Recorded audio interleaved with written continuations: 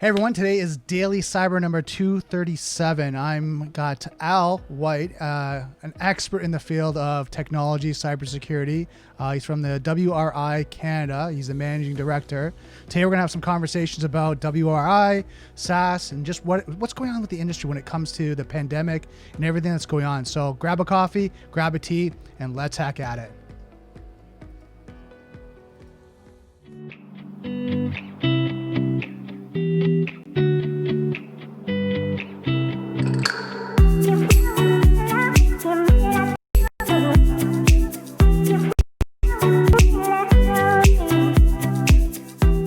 I'd like to thank our sponsor for this episode, Usato. Usato is a Canadian-based cybersecurity company that provides 24/7 cybersecurity support and compliance service that align their customers' tolerance for risk, their clients, suppliers, and government contractual mandates.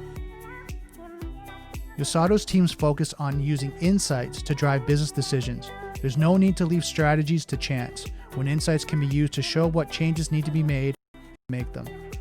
Usato offers multiple services to help companies simplify IT, centralize cybersecurity management, and meet compliance standards. Usato can customize their service to work with your existing IT network and programs. For more information, contact Usato at info@uzado.com or visit their website at www.uzado.com. Hey, Al, how's it going? Oh, just fine, Brandon. Thank you so much for inviting me on. I'm thrilled to be here. Thank you so much. It was great. I know we had an original conversation, kind of what was going on with the industry and a little bit about cybersecurity. How are things going with you? Things are starting to pick up. Quite honestly, when the pandemic hit and everything shut down, so did the cybersecurity projects.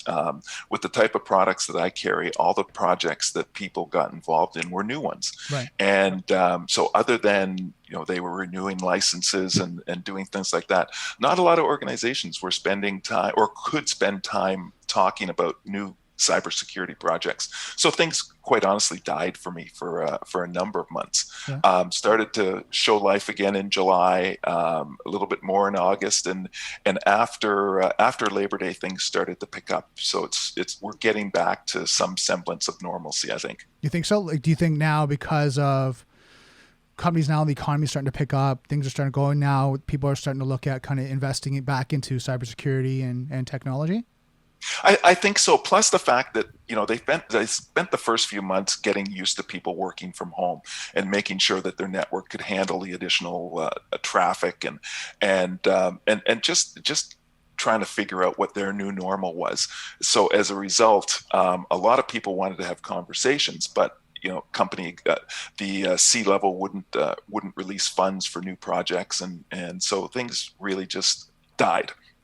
Yeah. And despite what I was telling them about the fact that the bad guys were working overtime as soon as you sent everybody home, they wanted to do stuff, but their hands were tied. Now, what type of risk do you say is associated to that? Like, if the bad guys are working overtime now, the good guys are just swamped. What do you see like some of the risks? Well, I see the risk as actually it's huge right now. With the number of people that are working from home, they're sitting behind home routers that have no security. They're not used to, a lot of them anyway, are not used to or calling in remotely, and so there's all kinds of opportunity for the bad guys to jump in there and to steal data and to compromise organizations. It's a very scary time right now, I think, anyway. So now you talked about like modems, like home users. Modems are kind of one of the things like modems and routers and like people have at home. What's that concern of, like, if there's some home users that are here that have now transitioned, what are some concerns that they should be looking at? Well, first of all, I think that the number one thing they should be doing is making sure that their antivirus is up to date. Mm-hmm. I've been reading that a lot of people either don't have antivirus or don't have it up to date. So that's a first start. The organization hopefully has set them up on some sort of virtual private network so that they aren't just traversing the internet to get to the corporate resources. And then, there's a lot of training that is involved in making sure that people don't fall into the traps that are all over the place out there, especially out in the wild in the internet. It's absolute crazy times out there. Now, you're saying the traps. Like, what's some examples of traps they have to be mindful of? Well, you know what? I've quite honestly, I fell into one myself a couple of weeks ago. What the bad guys do in a lot of situations is they realize that a lot of people are trying to do 10 things at the same time, and especially right now, a lot of people have their kids at home, and they're getting used to working from home. There's all kinds of different distractions, so you're trying to juggle 15 things at the same time while you're getting access to the corporate network. And then all of a sudden, if a pop-up shows up saying, "Oh, it's time to update whatever," a lot of times, and this is what the one that got me is, it was time to update something, the pop-up said, so I just clicked OK. And as soon as I clicked OK, I went, oh no, I can't believe I did that. And I ended up with a virus that it took 2 or 3 different antiviruses to find one that would get rid of that virus on my Mac. Oh, wow. Okay. So now this is something for you guys listening and the guys thinking that, well, IT guys and security guys, they're fine. They won't do it.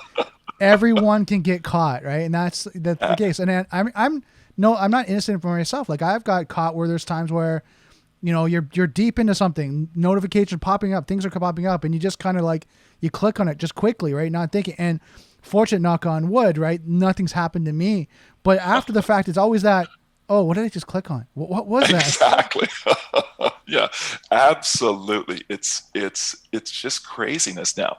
And I was reading just the other day that the number of cyber attacks that have happened in the first half of 2020 are more than what we had all of last year. So the bad guys are working overtime, and it's just crazy. Which would make sense, right? Because now, like we and us as security experts, and I'm sure a lot of people are educated now, the attack surface has changed. It's spread out. Where companies used to have it internally, you used to have a control it, you used to have perimeter firewalls, you have to all that, and it's all in this environment. No, don't get me wrong, they have multiple locations, but it's all in this kind of corporate environment. But now you've got everyone spread out. Everyone's like home. Yeah. Everyone's kind of, their own home network. And yes, you talked about VPN. VPN is great for tunneling and securing that communication. But what about the home network? Yes, absolutely. And and a lot of times on the home network, there's more than just the employee using it. The kids are using it. Your spouse is using it. Everybody's using it for different things. Right. And there's so many traps out there that you can fall into. Whether it's a fake website looking for your credentials, or as we said, a pop-up, or a browser extension that you use so you can sign off on PDF documents or something like that. Everything potentially has danger involved in it. Right. So now, like, one thing that I'm seeing, I don't know if you're seeing this as well, is news kind of related, spam, malware, pop-ups, anything along that line, where it's like the latest protest, what's going with COVID-19. Yeah. I know when the protest was really in the news worthy, where it's Black Lives Matter and all that, where there was some relative news, but then there was stuff that was, you got to question where it's coming from and the validity of the source. Yeah, absolutely. And now a lot of the bad guys are actually putting malicious ads on legitimate sites. So you can go to your Samsung website and you look to download a particular application, or of course Facebook and Google are notorious for advertising that looks like it's legitimate, but can be malicious. And it's there's not a lot of tools out there that help you stop from making that mistake. And I think that's a challenge that I saw on Facebook a lot of times when there was concerns about malicious ads that are being posted, like you said, with malware involved, but there was no way for them to actually filter through, right? Yeah. So you're seeing all this information, and then when you go through, and if you're more connected, you kind of look at the URL and it's not CNN.com or Yes. City TV or Pulse 24. It's something else, and you're like, where's this taking me? Yeah, absolutely.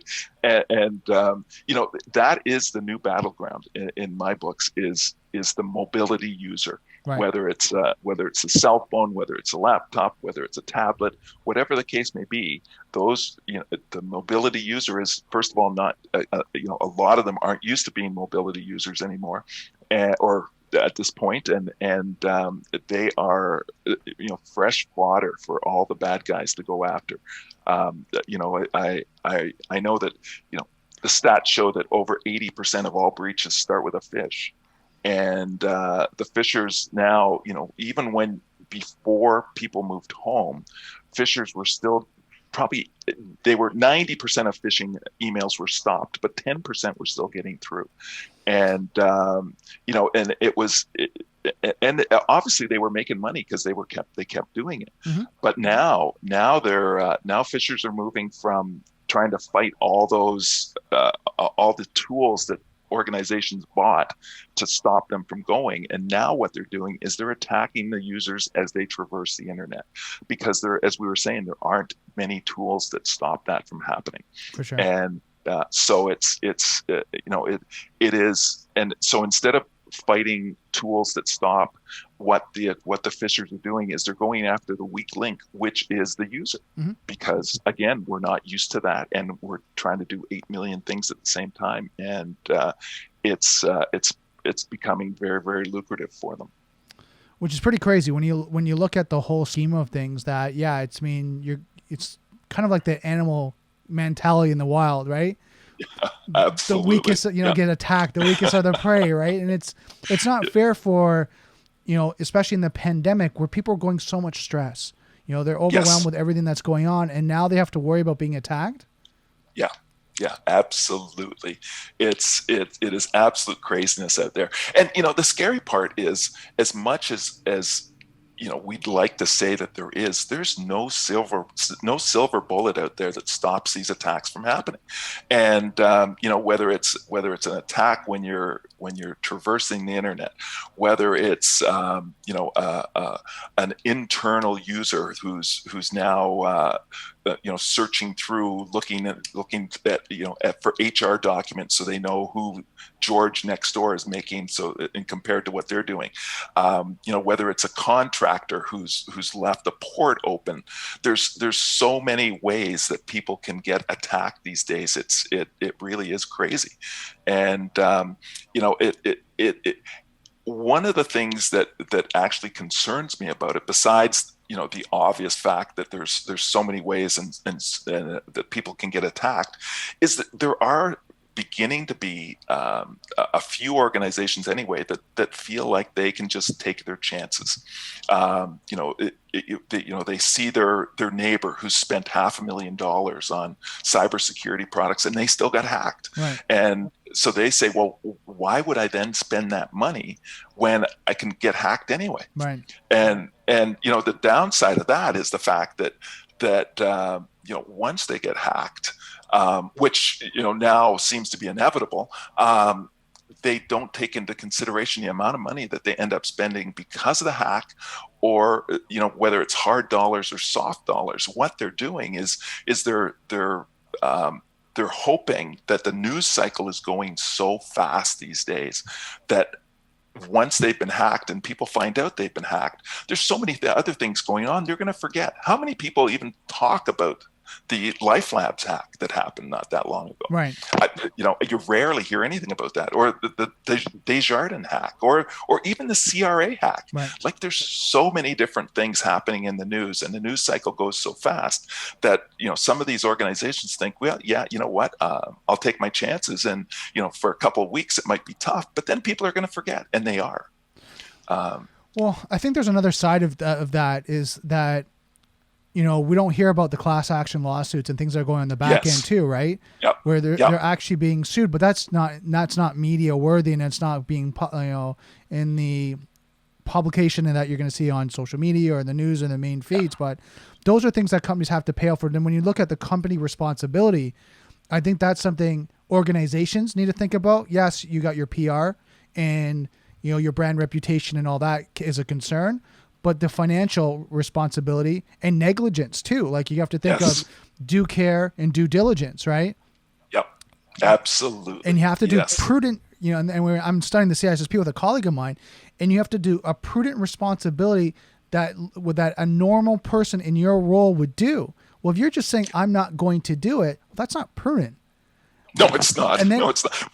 Which is one of the problems that Life Labs had. Right? They didn't want to spend any money on cybersecurity, and boom, they had to hack. And now there's all kinds of issues around that, and exactly what you're saying, like class action lawsuits. So there's and when I talk to customers, I always say, look, there's the cost of a hack, there's hard dollar costs and there's soft dollar costs involved in that. And they're absolutely massive. Mm-hmm. So you're way better off to spend a couple $100,000 up front to do everything you can to stop the hack, as opposed to waiting till it happens and then having to pay, have to go through the lawsuits and the employees leaving and trying to replace them, because that's something else we haven't talked about. There's such a shortage of security talent out there in the marketplace. Mm-hmm. It is so hard to replace a good security person. So, if you put them in a bad spot by not providing them with the tools they need, and then you get hacked, there's a dozen companies waiting in the wings to hire them, and they leave. Right. It's true. So that brings me to, I know you started your company, WRI. Why did you start that company? I know you're working with different organizations. Why did you start your company? Well, I started WRI because I spent 25 of the last 28 years working as the first Canadian employee for different US IT companies. And I started that with US Robotics. And from there, I went to, I spent most of my time in networking. It's just the last 5 years I've been on the security side. But one of the things I learned over those years of working for US companies is that I found that late stage US startups, ones that had potentially disruptive technology and amazing DNA and lots of funding, rarely considered Canada to be a viable marketplace for them. Okay. So it wasn't until either the company got bought or they went public that they brought their products up to Canada. And at that point, we were paying 40% more for them than we would have paid for them if we'd bought them when they were still in startup stage. So I saw that as an opportunity. Not just for me to have some very cool products that nobody else had, but also for Canadian organizations to be able to be safer longer for less money than they would be if they waited for this technology to eventually get up here. Okay, so you're really kind of trying to help support the industry, right, of knowledge as well as technology, and then security. Absolutely. I am absolutely what's the word I'm looking for? Oh, geez, it'll come back to me. I lose it with age. It's one of those days, huh? Yes, it is. Yes, it absolutely is. But it's I think, from hearing you and understand, like you've talked about the gaps in the industry, you've talked about kind of, the growth and changes of technology. So having that, it's so important to have trusted advisors, people that you can trust that are going to guide you. Yes, absolutely. Absolutely. I found the word again. I'm an evangelist. That's what it is. There you go. It just takes me a little while. The scary part is, with the security industry growing as fast as it is, and the number of organizations that are jumping into security, it's become the Wild West, not just in terms of products that are out there or issues that you're going to run into for end users, but also it's the Wild West for organizations that are out there promising the world. Right. Like, and as I said, there's no silver bullets. Everybody, but you're going to run into organizations. I run into them all the time where I talk to IT directors and CISOs, and they'll say, well, so-and-so told me that this is going to fix all those problems. Well, no, it's not going to fix all those problems. And it's so, we're fighting misinformation as well as the bad guys. Right. And it can get pretty tiring sometimes. Well, and I think on my side, because I mean, I'm a sales executive for Usado, and one of the things that you hear is that I'm fine. I'm fine. Yes. My security's fine right now. And don't get me wrong, I'm sure there's a lot of companies that are doing their due diligence and have a team. But being fine, has that benchmark, has that level, Yes. because things change. So I always recommend people is like, just keep in contact. Let me have, a couple minutes of your time just to share what we're doing with other companies. So at least you're front of mind. Because a lot of times with these security people, they're 20, 30 projects deep. They don't have a lot of time to keep up on what's going on with the trends and everything like that. And that's understandable. That's being empathetic to their situation. Like you said, there's such a shortage in injuries, and the ones that are actually in the industry are extremely busy. Yes. Right. For them to keep up on what's going on, what's the trends. And fortunate like yourself and myself, we have partners and we have people that we work with that are always advising us what's going on, what to look for, what to be mindful of.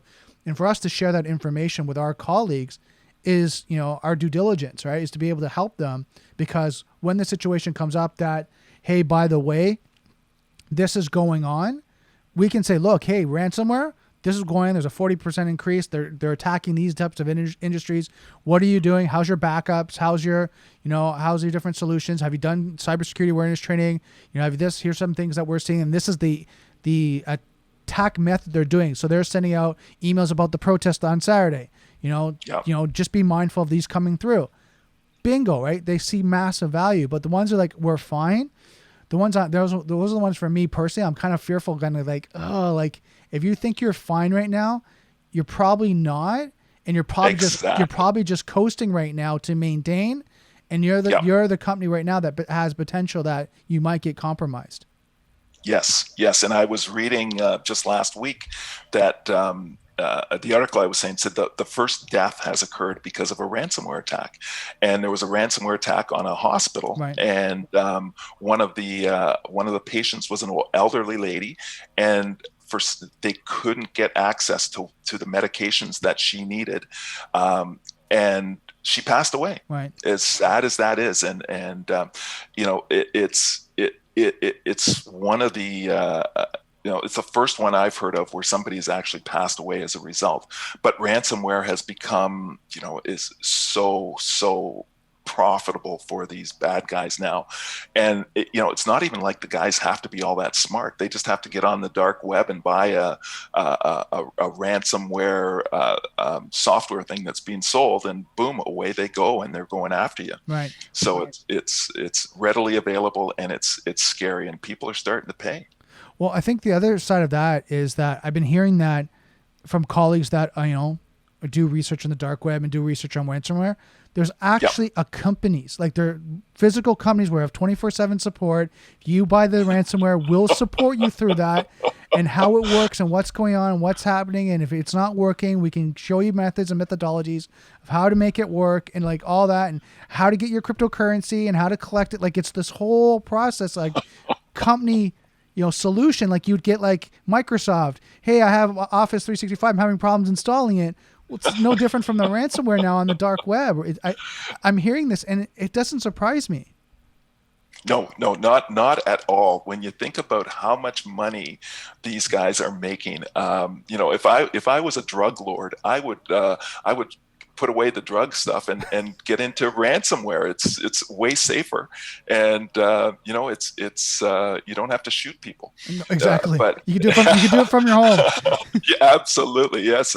I was listening to another podcast the other day, and they were talking about some of the students that have graduated at the top of their class in some of the Eastern European countries. I call them the stands. Right.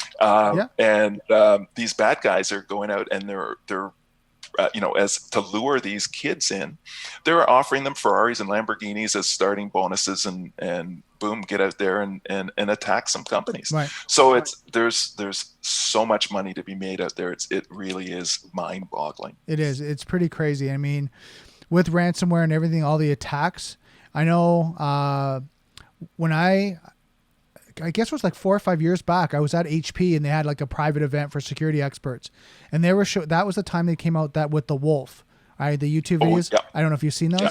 So then I have, yes. So then one of them was exactly what we're talking about, how they'd be able to compromise a hospital and medical records and go through that whole process of getting access through a printer or a copier, getting the records, printing out certain records, changing the medication, putting I think it was at the point, it was the director of IT, giving him, medication that you would put him to sleep for a bit. So now he's not even in contact.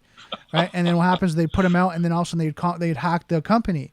So that was the first introduction I saw of what you're talking about with the hospitals. And that was 4-5 years ago. And at that point, you're thinking, okay, hold on. We weren't in cybersecurity. You kind of think that was a great movie. Yeah, it's like Mission Impossible. Haha, they're not going to do it. But in being in cybersecurity that we're kind of like, yeah, that's pretty possible. Like that's realistic. It's not the point where you're thinking like Star Trek, where they have a transponder and they have all the devices, and you're like, oh my god, that's so futuristic. There's no way you're gonna do that. And now it's like literally, you're like, no, that's an access point. They can get in there. They can transverse from there, and if they start laying malware or anything on the systems, now it's possible. They can lock down a whole hospital, right? Absolutely. I was working with one of my vendors a few months ago, and he was saying that they actually they were working with an organization that had they had combination locks that were IT addressable to get into the different meeting rooms. Mm-hmm. And they found that one of them was trying to drop a load into the network. Okay. So it had been compromised. Somehow they got access to that and they compromised it. So that's the challenge, I think, when you talk about IoT devices, right? Yes. The things that have IP addresses connected. And I don't want to kind of call out any companies, but I mean, we start off with the baby monitors and companies like that. And it just kind of expanded from there, that they started to see like security. And you look at the CIA, confidentiality, data integrity, and availability. Availability was, you can access anywhere. You can access from work, on your phone. You can log in this IP address and you can see everything that's going on.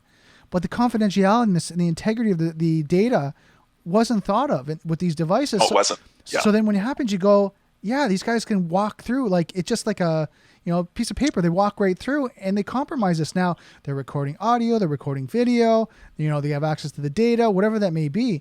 And all the Internet of devices that now you see, from heating, lighting, to air conditioning, to, eventually you look at your fridge and your stove and everything else, these are all access points. They certainly are. Yes. And they can all be attacked. Yeah. It is absolute craziness. And the scary part is you can hear too much stuff about this and just be absolutely paranoid. Right. Or you can get overwhelmed by it. It's very much like what's happening with the pandemic, right? You get overwhelmed by it and think, what, maybe if I just don't think about it, it's not going to happen. So hopefully there's a middle ground we can find in both IT security and the pandemic that keeps people aware of what's going on and not panicking too much, but staying vigilant, as you were saying, and trying to make it as hard as possible for either the pandemic or attackers to get access to your house or to your business. For sure. And I think that's where it comes to, like, it's always the worst times that these things happen. It's not like, oh, hey, I just did a training course in cybersecurity. I'm just ready. And now they come and hack me and everything's great and no stress. It's always at the times when you least expect it or you're going through the hardest times. Right? Yes. Pandemic's on. We're all, people are dealing with a lot of stress and what's going on with financially and the economy and everything like that. Family members might have it. They're going on that. And now there's a breach, or now there's an attack. And now you're like, oh my God, I just can't deal with this. It's just too much. And I think, and I one of the conversations I'm starting to have more with people is we need to take breaks. We need to kind of, do things for our own self-care, because people are overwhelmed. Yes, they are. They are. And particularly in IT security right now, there's they were busy to start with, and now with all of a sudden everybody being remote and trying to make sure that everybody that's remote stays safe. And at the same time, they've got people like you and I calling them saying, hey, you got to see this new technology. Well, when am I going to see it? I'm so overwhelmed. It's ridiculous. So it's very hard to get past the noise to help these guys get things done when they're totally overwhelmed. Right. And I think that's where I'm fortunate. Like for us, it's resource driven, like being an MSSP, right? Yes. Where they need resources right now. It's, we're not, value added reseller, and I've worked with them where they're great and they have new products and new solutions and new services. With UseAuto right now, we are a managed security service provider. So when they're short, they need help with compliance. They need help with that. We're there to kind of give them those extra hands and resources to help them through that. Because as you know, like, as you said, they're so deep in everything, forecasting, risk analysis, compliance, you name it, like that. They're just so overwhelmed. I mean, I've talked to some C-suite people and they're like, I need a break. I'm going to take a month off. Like, I just need a break to step away because I've been going 18 to 20 hour days, 7 days a week for the last 4 or 5 months. Yes, absolutely. Yeah. Yeah. Wouldn't it be nice to be able to take a month off? It would be nice. Paid month off. But then we'd give the gap to the hackers and the attackers, right? Exactly. And then they'd have even more. If all the security guys took a month off, it'd be a free for all. It would be. Oh yeah. So I mean, it's pretty crazy. Now I know we were talking about deception, and you were asking a question, and I actually want to ask you, like, why should companies consider adding deception to improve their security posture? Well, deception is something that's become more and more mainstream now. When I first started working with the deception company that I'm working with, a lot of organizations, they were very interested in hearing about it, but they said, "Yeah, no, I don't think we're ready for it yet." Well, now it's become more and more a necessity. When you think about different industries, you think about the military. The military uses deception all the time. Okay. You think about sports, deception's being used all the time in sports because it's really, really effective, and it gets the bad guys going the wrong way, and that's what's key. So right now, one of the big issues that everybody's coming up with is the fact that, as we've been talking this entire time, is there's no silver bullet, and organizations are getting breached. And whether it's a kid in his basement or it's a state-sponsored person, if they try hard enough, long enough, and they put enough resources towards it, they're going to get in some way or another. So then the challenge is, what happens once they're in? And right now, the mean time to figuring out that you've been breached has gone down from almost 300 days to just over 100 days. Okay. And still 100 days of having a hacker in your environment without you knowing about it is massive, right. Absolutely massive. And they can do an awful lot of damage in that amount of time. So what deception really is a post-infection notification. So it lets you know, hey, you've got a problem here, and this is where the problem is. Because as you and I both know, and I'm sure anybody that's listening knows, the bad guys are going to do all kinds of unnatural things to get past your perimeter. Mm-hmm. If you even have a perimeter at this point with everybody working from home. Right. But once they get past the perimeter, they're all looking for basically the same thing, right? They're looking for weaknesses in Windows. They're looking for servers that haven't been patched for a while. They're looking to escalate their permissions so they can get access to more and more important things.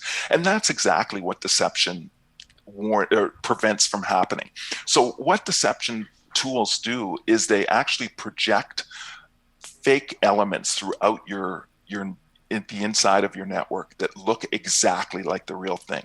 So whether it's an end user or a server or a file share, it looks exactly like the real thing, and it actually looks more enticing to the user or to the attacker to go after. So that if they make the mistake of going and the thing I should have said is these fake or these projections sit on unused IPs. So there's no legitimate reason for anybody to be talking to them, mm-hmm. unless there's a problem.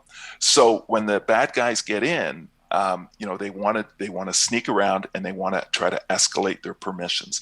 And the way they do that is they move laterally throughout the network and trying to find different ways to get more permissions to do more things. So as soon as they start to work or try to what's the word I'm looking for? They're trying to communicate with one of the fake servers or file shares or whatever the case may be. Right away, boom, there's an alert, and you know that there's a real problem. And the organization I work with, what they do is as soon as the APT or the bot starts trying to communicate with the fake server, it captures them, black holes them, and then gives you all the forensics on where they came from. Okay. So, but quite honestly, that's still not enough, because there's two different types of attacks once people get past your perimeter. So there's the reconnaissance attack, which is the one we were just talking about, where users, or where the bad guys try to move laterally and they try to up their permissions. But there's also the stolen credential attack, where George from accounting goes to Starbucks and he does exactly what you and I were talking about. He doesn't have to go to Starbucks anymore because he's working from home. Right. And he downloads something that he shouldn't download, and he gets his credentials scraped. Well, one of the things that Ativo has done is they've also have a software that for all the end users that allows them to have fake credentials in their put into their laptop. So for every real credential that you can have up to 10 fake credentials. So what they do is they make the fake credentials look way juicier than the real credential, so that when they get scraped and the bad guy then tries to get access past the firewall into the network, the customer has a couple of options. They can either put those fake signatures into the firewall, so that the bad guy gets turned away right away and never gets access to the insides of the network, or they can let them go through and send them directly to the deception box, where they black hole them, and they can actually let them try, let them run some of their exploits to see exactly what they're trying to do. And sometimes the bad guys will actually let you know who they are by what they're doing, and right. You can turn around and have people arrested that way. Right. Wow. Yeah, because it sounds like a honeypot. You know what? It's a honeypot on steroids. Honeypots, were big and bulky, and they used a lot of resources. This is nowhere near that. It uses machine learning to learn your network and to put out the proper traps and the bait all over the place, and it's something that a number of customers have put it in, and then had red team exercises where red teams have come in and tried to breach, and have actually spent a couple days in the deceptive environment themselves, not knowing the difference. So it really is an amazing and an incredibly effective way to protect yourself and to find out when people have actually breached, because what the deception can do is take that 100 days of people being in your network and change it to less than a day. So that makes a huge difference as well. Yeah, and I was just kind of looking up here briefly, because I know there's a big conversation about like user ND behavior and analytics, right? What you're saying is you're watching the user's behavior, right? I know a lot of times now they're analyzing, when they're logging in, what the areas they're going to, and if that changes, right? They show that now that if they're normally going to, and say they're IT, and they're normally going to software storage locations and data and even say for like cloud solution, everything where they're working in development, but also now they're going to HR, right? Yeah. Now they've switched. Now the user behavior kind of goes, okay, hold on, red flag. That's not their normal behavior. Oh, and they're logged in at 2 a.m. because normally they're here from like 8 till 6 p.m. Why are they in at 2 a.m. and it's not their normal behavior? So I think all these new technologies, and when you're talking about deception and all that, I think all these new technologies are helping to better isolate and detect. Absolutely, they are. And and one of the other things that not a lot of people think about that is a huge issue is 25% of breaches are insiders. So whether it's disgruntled employees, or whether it's contractors, or whatever the case may be, there's so many people that have access to get into a network, an organization's network, and there was a time when that was really important to let other people into your network, whether it's a business situation or whatever the case may be. Well, now a bunch of them are starting to cause trouble, right.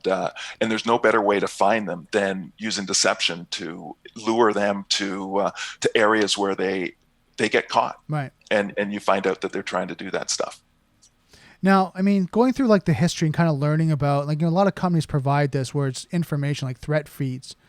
What are the challenges around? Like, I mean, you're looking at deception as a tool to be able to monitor and to look over your environment. But a lot of times when you look at threat feeds, they're telling you methodologies and what they're doing, right? And what's kind of going in the industry. And I know you were talking just briefly, there's some challenges with threat feeds. What are those? Well, threat feeds are wonderful things once organizations start using them, because what they do is they look for known problems out in the internet. So they'll search the internet looking for bad actors. So that have put up malicious sites and things like that, and they feed that information back to the user. But the challenge comes in that once you start using a threat feed, one individual threat feed can only see so much. So how many threat feeds do you need to see that information? And then once you've got, the threat feed will give you the raw information. How do you interpret that? Where do you terminate the threat feed? Do you terminate it in your next generation firewall? Do you terminate it in your SIM? Both of which have a limited number of instructions that they can do at any given time. So what you're doing is you're degrading the performance of your firewall or your SIM by terminating the threat feeds into it. Then you've got to, as I said, then you have to interpret the results of that threat feed, and normally that's a person that's an analyst that's sitting there trying to figure out exactly what you have to do in order to do that. So threat feeds are great, but they come with challenges. Okay. And so one of the products that I've picked up is a product that's called Centripetal Networks. And what Centripetal does is they were started by a guy who used to be responsible for the security of Air Force One, obviously before this administration. Right. But right.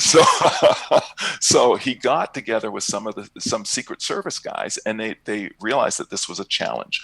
And they've developed an appliance now that can either be a physical or virtual appliance. They did a deal with over 100 different threat feed vendors, and they have over 3,500 threat feeds that they aggregate into their appliance, allow the user to put policies around it and interpret exactly what's coming out.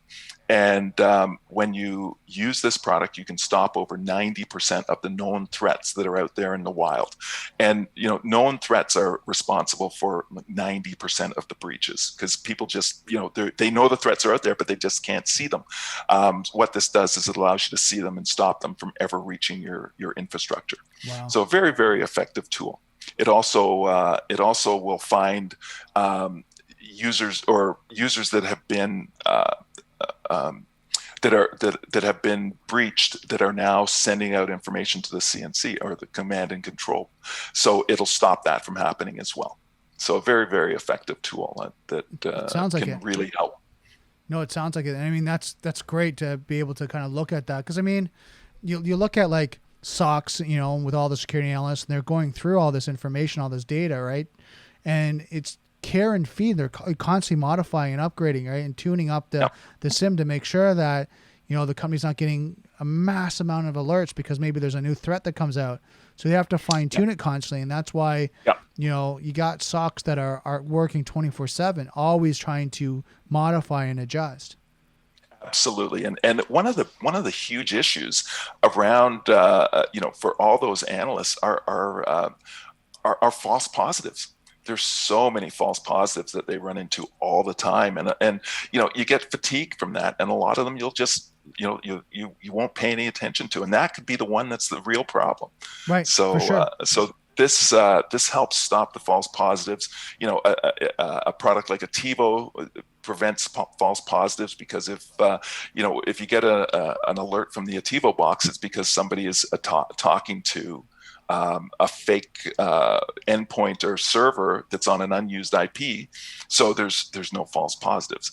And with Centripetal, same sort of deal, right? They're stopping all the bad guys from. They're stopping the easy stuff from ever reaching your infrastructure, because those are the known threats. So they're stopping the known threats from getting there.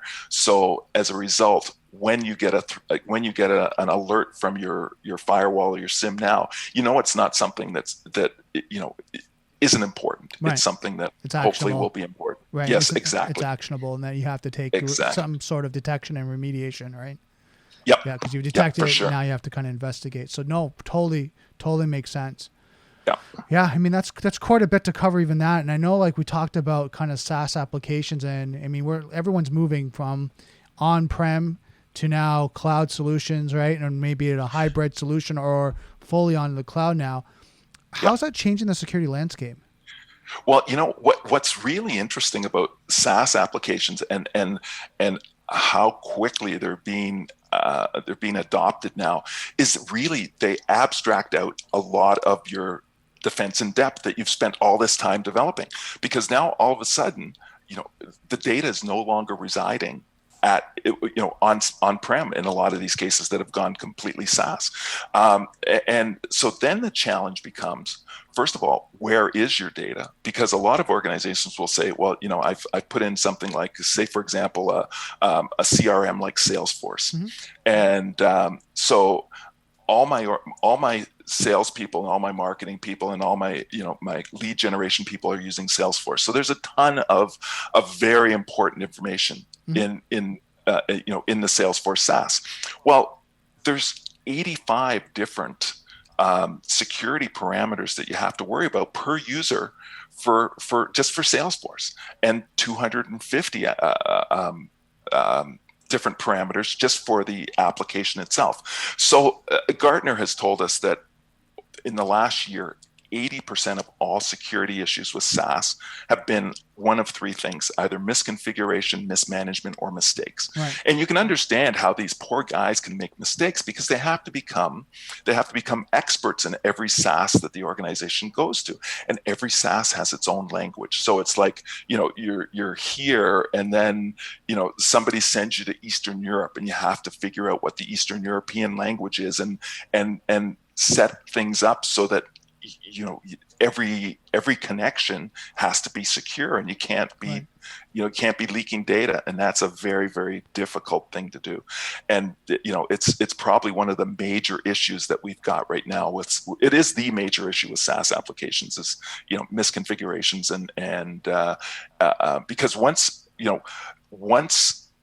everything is set up properly, then the SaaS provider takes care of the security. But a lot of organizations think, well, just because I have this SaaS application, Office 365, I'm good because Microsoft is taking care of everything. But they're not. If you have not set that thing up properly, you're on your own. Right. And I think that's where you talk about kind of the shared responsibility, right? A lot of people don't understand that.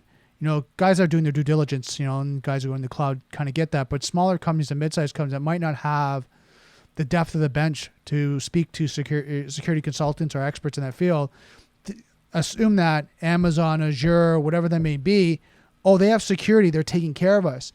And going back through that shared model is the data center, the access to the building, the access to the servers. Yes, they're maintaining all that, the hardware, they're doing that. But what you put on that, that's your responsibility. Yeah. You have to hire, you have to secure that. And a lot of times when I've talked to people about that, you can hear the, oh no, like, like we just transferred over. Like, what does that mean now? Like, what do I have to do? And having that conversation, you need to review it, like to go over it.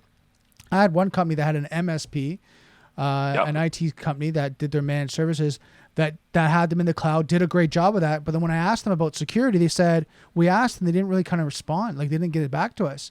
I'm like, okay, you need to assess that now, because of your intellectual property, your client data, if your financial records, if all that's online, right? And it's all now in the cloud, and it's not secure. Now you're open to like being breached and a massive compromise. And and you just hear them like, okay, I got to go. I have to call them.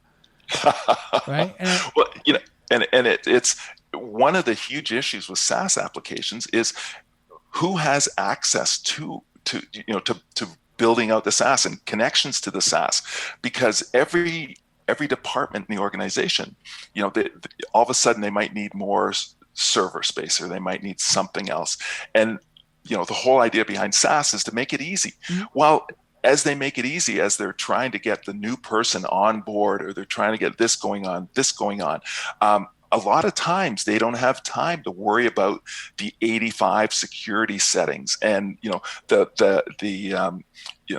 priority settings that where there's a waterfall effect, where there's somebody who has this permission, and as a result there's other people who have subsets of that permission. Right. But if they can get somebody on board faster, then that's what they're going to do. And a lot of times IT has no idea. So as a result, there's connections out there that are totally insecure, or they've got applications out there that are open to the internet, and that is happening all the time. Right. And it's pretty crazy. I mean, when you look at least privileges rule, right? Yeah. And you kind of look at that, you're just talking about with the least privileges, that were you part of one group and then you're part of another group and you're part of another group. Well, what does that combined permissions mean? And what access do you have? And have you changed roles that someone hasn't taken those permissions away from you? Now you have access to multiple areas that maybe you shouldn't have. Right? Yes. So, yes. And SaaS now is the area where shadow IT happens more than any place else, where each individual department might set up their own little fiefdom and not get IT involved at all, and there's nothing but trouble that comes from that. And then the other side is compliance. How do you do compliance with SaaS applications? There's organizations will spend a ton of money bringing in analysts and bringing in consultants to make sure that compliance is done. Well, once they've spent that $200,000 making sure they fall, compliance is good, well, the next week everything's changed because it's a SaaS application and it can change. Mm-hmm. And so you constantly have to be watching for compliance and as well as all the connections and the shadow IT. There's just so much involved in SaaS applications that most organizations don't think about before they jump into them. Right. And that's true. And I mean, I know for us, we have an MGRC program, which is Management Government Risk Compliance. And that was one of the reasons that it evolved, was because companies didn't have the time to manage a full program. They had the sweat equity of building it out. And once they build it out, then they would let it go. But as you said, there's so much change management that goes through on-prem, in the cloud, whatever that may be. But now you have to make sure you're monitoring your compliance and all your policies and your governance to make sure that when the time comes, then you're getting audited at the end of the year, for example, that now you're going through and going, okay, your disaster recovery, your business continuity, your this, is all that up to date? Your security plan, all that hasn't been up to date. No, we haven't touched it for 9 months since we finished this. Okay, well, I'll go get that done. Like, you're like, I'm 20 projects deep. Like, what do you want me to do? Right? The auditor's coming in on Monday next week. I don't have enough time or resources. So that's how it evolved for us for the MGRC program, was that we were hearing that concern. We were hearing that challenge of resources, of having not only experts in compliance, but even being able to maintain it and manage it throughout the year, so that what happens was when the auditors come in, here's your report. You have any questions for us? We can answer that. Here's where we're up to date, and then they can move on, versus companies that are like, oh my God, the guy's coming in. Have we been auditing? Have we been tracking our logs? How long the logs have been audited? Has anyone been going through them? Like, just all these things where they're like, oh my God, like we're in trouble. We're in a lot of trouble now.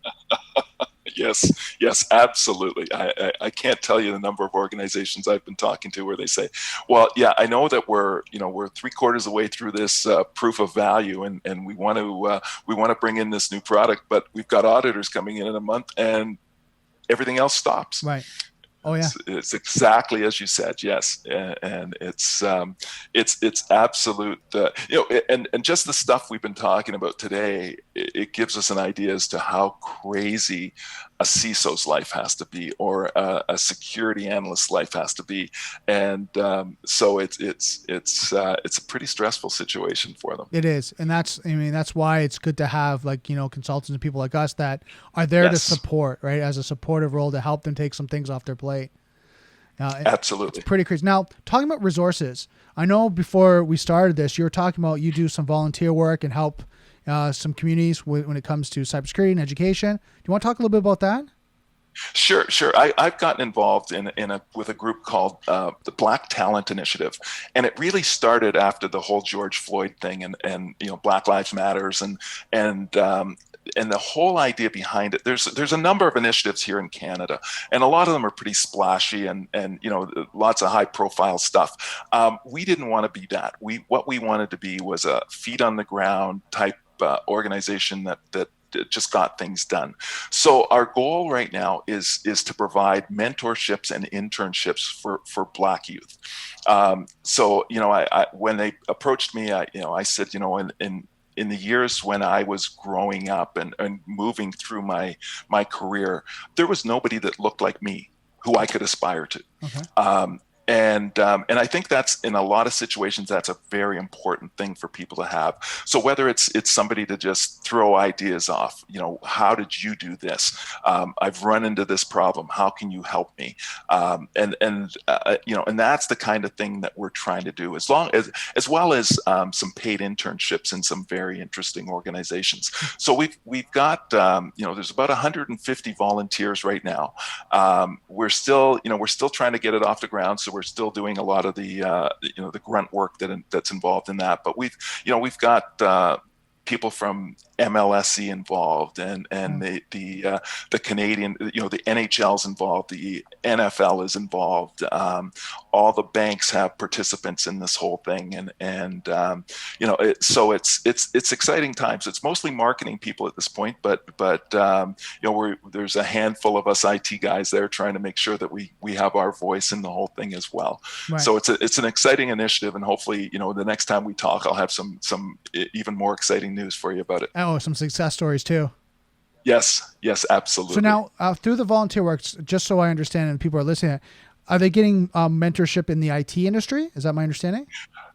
All industries right now. We're starting in marketing, so they're getting mentorships in marketing, okay. And a lot of it is, some of it's sports marketing, some of it's financial marketing, but just marketing in general. And then once we get that off the ground, then we're going to move into all kinds of different other areas. So it's the goal is to over the next year is to get 100 interns set up and at least 150 mentors set. Okay. Wow. Well, it's just good. I mean, then it's good that you guys are traversing different industries too, right? Because I mean, marketing, being in the marketing industry myself, is such a saturated industry, right? For people coming up to understand it, like when it comes to like the younger generation talking about social media and all that. Great to know, great to understand, but to open up your own marketing agency or kind of break out to having a company, it's hard. It's, because there's so many people out there, right?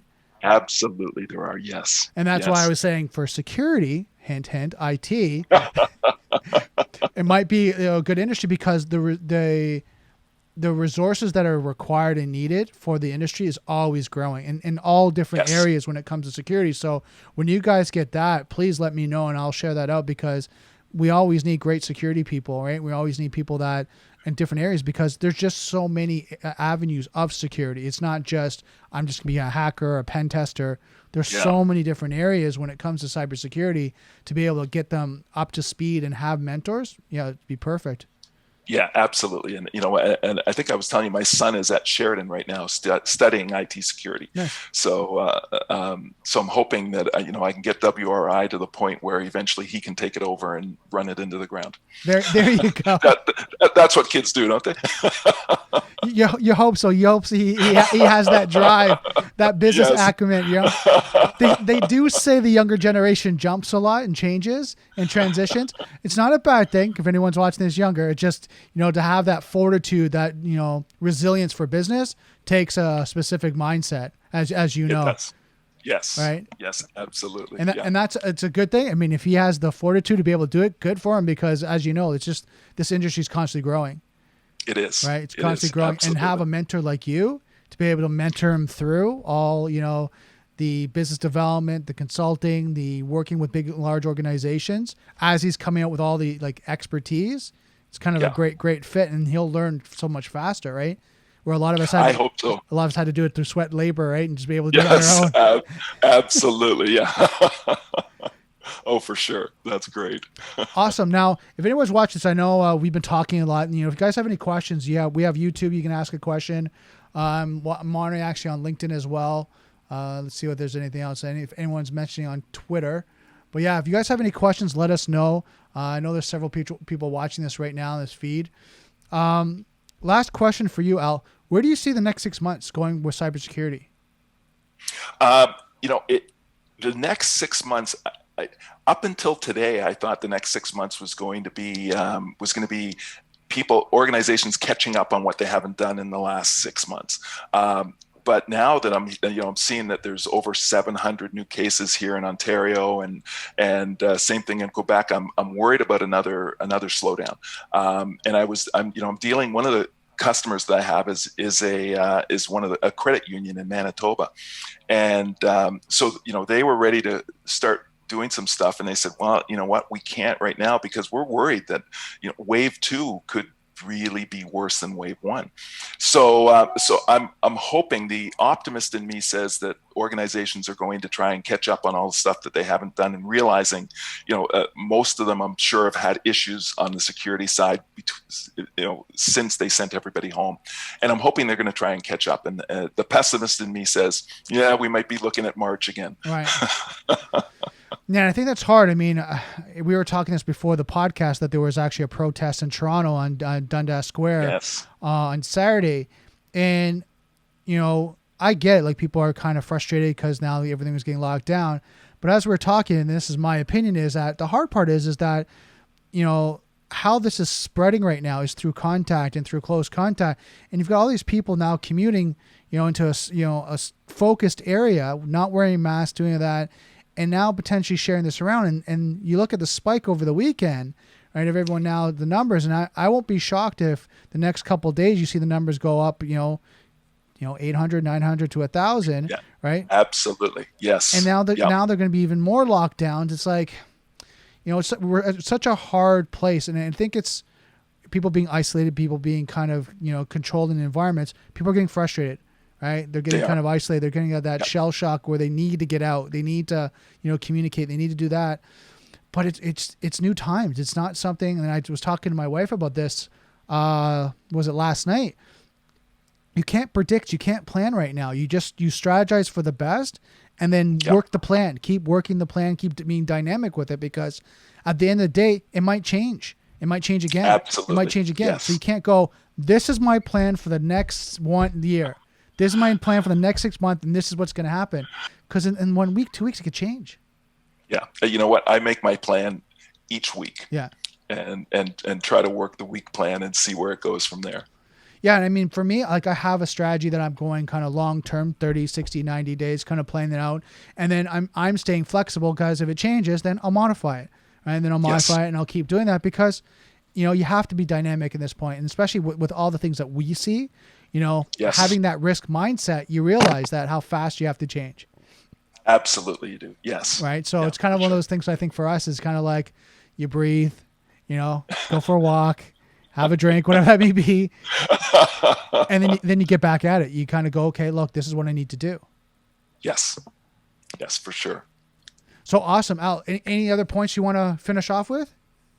No, you know what, Brandon? Thank you so much for giving me the time today. I've really enjoyed this. I hope we can do it again sometime, and I hope that everybody out there stays as safe as possible and doesn't do what I did and click on things that you shouldn't be clicking, and stay safe, everybody. Yeah, and I think one of the things. Now, I'm going to ask you this, because I was looking through my notes here. Where's the best place for people to contact you? Best place would be email address. My email is awhite@wricanada.com. Okay, perfect. And I'll actually have that in the description, the show notes, Fantastic. so you guys can reach out to Al if you have any questions about security, kind of what's going on that side, but also about your program, right? That is going with mentoring and all that, and Absolutely, and stay connected with that. Love that. Because again, right now having a mentor, people transitioning, losing work, having needing help. It's good to have people that are out there that are going out and helping people right now. It really is, yeah. It's time for an amazing opportunity to give back. Yeah, for sure. And I think one of the things for myself, and a lot of people that are getting my calls right now are frustrated because they think it's a sales call. But technically for me, just like we're doing right now as through this conversation, it's really about having that dialogue in the conversation. How are you doing? What's going on? Is there anything that I can answer for you? Is there anything my team can answer for you? Because I know the initiative for USADA right now is to help people right now, help companies as we're going through this. It's new times. It's not people. It is. People just don't know what's going to happen. So at least if they can stay secure through this, on our standpoint, at least we're doing our due care. We're caring about companies, and we're caring about the economy. We're caring about Ontario, even Canada and North America. We're doing our best to just do our part. Because then whenever we get back on our feet, at least the companies, survived and weren't, breached or hacked or compromised, which is the worst thing. And I mean, I don't know how many people you've talked to, going through a breach, but I know for me, it is like so stressful at that time. But now add everything else that's going on with the pandemic, it's just like, it's a nightmare, and they're overwhelmed, right? So you're overwhelmed and now you get breached. Yeah, it's like, why bother? I'm just done. Close the doors. They can have everything. Absolutely. Yes. Yeah. No, I think, I think you guys are doing exactly the right thing. And there's so many organizations out there that need the kind of help that you provide. See, when I call them, it is a sales call. Yeah. So fortunately, we're doing more of a consultative, but I mean, people need what they need, right? Yes. Right. They need, and we're more of doing the consultative role right now. It's just because we understand, the stories. Like for me, the conversations that I've been having with some great people, hearing the stress, hearing what they have to go through, hearing all that. And it's like, it tugs on your heart. You're sympathize with them. Like, I wish I could, help you or do more. Like, I wish I could come out to your company and, help you out. But here, this is what I can do up to this point. Like, I can answer questions. I can give you some guidance. I can give you like a roadmap just to kind of give you some ideas of where to go, things to look out for. Like, here's the things that we're hearing. We've talked to companies in your industry. This is what's going on right now, just to keep you, abreast of the situation. And at least absolutely. Doing those things just to keep them up to date, I think is, it helps me kind of feel good about what I do versus, working for older companies, years ago when you're sales, it's just kind of like, doesn't matter. They need this. You need a Cisco, you need a Cisco switch. You need it right now. You need this. And it's like, they don't need that right now. They need help. No, they don't. Yes, they absolutely do. So perfect. Well, thank you so much, Al. This was great.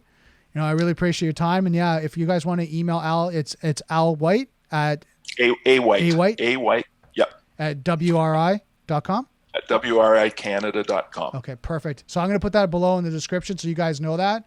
And then you guys are able to email Al and just, ask him any questions. Absolutely. Brandon, thank you again. I really appreciate this. Oh, thank you. So I'm just going to end off here. So guys, thank you so much for watching this. I hope you got a lot of great information. I know we covered phishing, SaaS, cloud, deception, a lot of great information on how to protect yourself, especially when it goes on to cybersecurity, what's going on in the industry and the pandemic. I hope you and your family are safe right now. I know there's a lot going on when it comes to cybersecurity, the pandemic, all the different challenges that are happening. So stay safe. I hope you and your family are safe. And contact myself or contact Al if you have any questions. So just don't forget, software is hackable, being connected is vulnerable. I'll see you next Daily Cyber.